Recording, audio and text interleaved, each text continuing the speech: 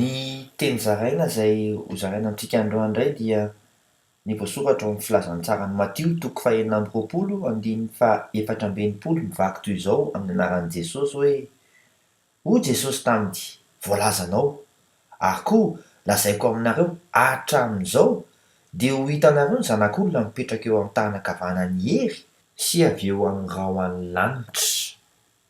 Izany tenin'Andriamanitra izany dia milaza mazava fa misy hery avy any an-danitra, Kristy izay ao anatintsika tsirairay avy ary io hery io dia haneho zava-mahagaga tsy takatry ny saina araka ny voasoratra ao amin'ny Mika toko fahafito andiny faha dimy ambin'ny folo manao hoe: toy ny tamin'ny andro nivoahanao avy tany Egipta no hanehoko azy zava-mahagaga.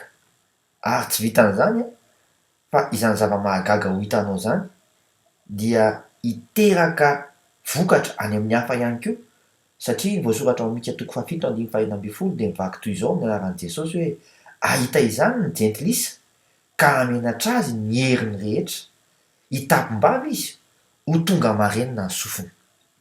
Izany no teny fikasana omeny Tompo antsika. Ny anjarantsika dia mampiasa izany dia ho hita mivantana tokoa fa mahery sy velona ilay Andriamanitra ao. Mandram-peona tompoko.